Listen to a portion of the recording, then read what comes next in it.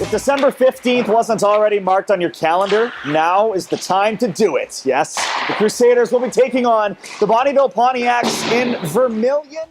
In many other countries around the world, renting is actually quite common. It doesn't come with these stigmas that it seems to in North America. Now, culturally, there seems to be a big gap between the expectations for millennials to be homeowners and how affordable that actually is for them.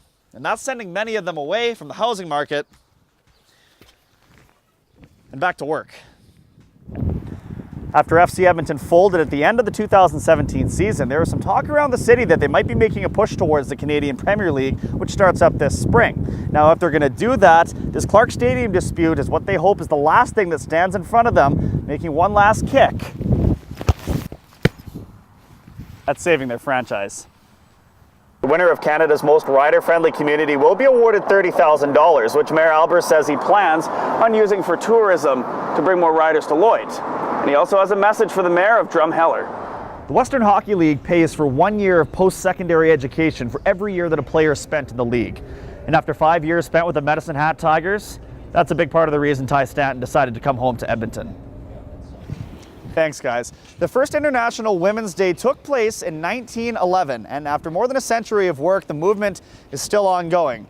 Celebrations like the one held here at City Hall yesterday have gone on all week long, encouraging positive change for women across our city.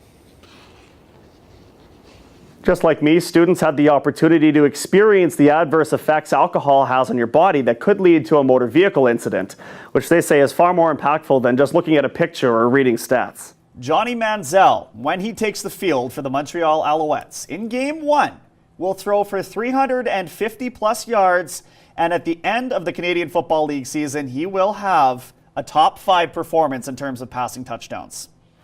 Welcome to After Hours with the crew. Pleased to be joined by Arjun Atwal. A big game for you this afternoon, Arjun, the 5-2 victory over the Drumheller Dragons. 3 points for yourself, and that must have felt good after some opportunities last night and just nothing going in. Verbally harassed. It was part of an interactive art exhibit raising awareness on street harassment. Our Mackenzie Gates checked it out. Mackenzie. Released. She was the only person in the vehicle at the time of the crash.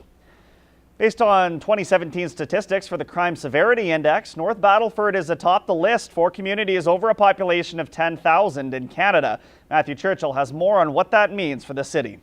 I mean, it's supposed to be fun, and it's all about the publicity and everything like that, but the point that I'm going to make, Josh, is nobody ever wins the championship and says, yes, this is going to be up for the ESPY Sports Team of the Year. That doesn't happen because stuff like this it's kind of insignificant.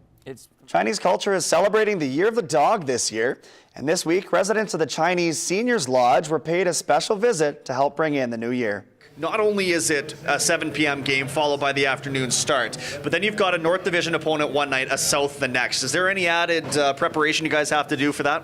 Anybody in the league is going to be able to step in here and do it like we haven't seen before. He's in the same conversation as Doug Flutie and Warren Moon, and those are 2 all-timers in pro football. Forget the CFL. So if he's able to transition to the Canadian game like that, and he's had some time on the practice field, he's had some time to acclimate to things, I don't see why he couldn't.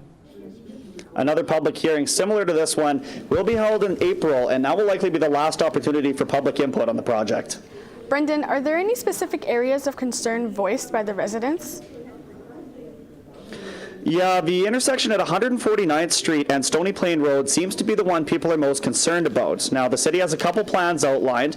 Number one, they could divert traffic underneath the train and keep the train going on Stony Plain Road, or they could build an elevation so that the train could ride above the street. But both of those have been deemed to be really costly and very disruptive to the existing infrastructure. All right, Brenden, and when can people expect a decision to be made on these projects?